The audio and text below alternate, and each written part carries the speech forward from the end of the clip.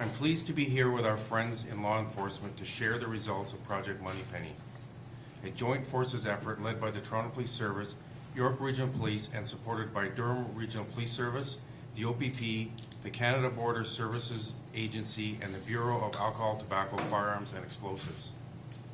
Through funding provided by the Government of Ontario, Criminal Intelligence Service Ontario all supported this Toronto Police Service joint investigation.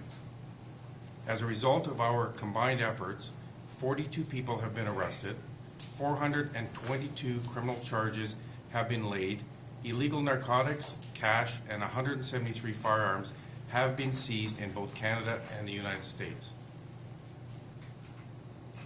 As part of this cross-border firearm trafficking investigation, 87 handguns were seized in Chicago in a vehicle driven by a resident from Arizona and destined for Canada.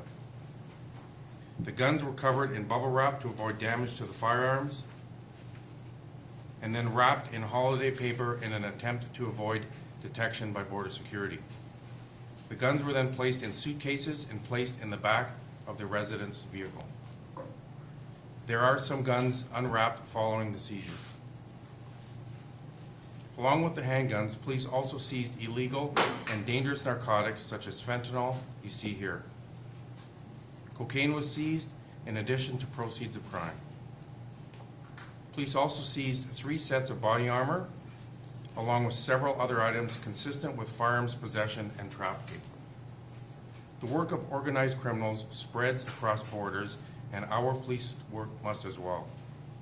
And now, after a year-long investigation led by dedicated officers from law enforcement agencies in both Canada and the United States, we have disrupted criminal organizations and their illicit activities for the good of the people in our city and in cities across Ontario and Canada.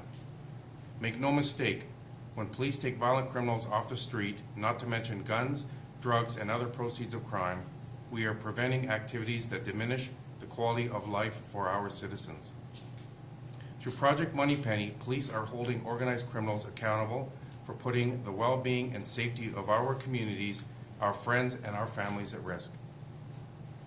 I want to thank our law enforcement partners and the men and women of the Toronto Police Service, in particular the Service's Integrated Gun and Gang Task Force, the Toronto Drug Squad, and Intelligence Services for their dedication and ongoing commitment to keeping our communities safe.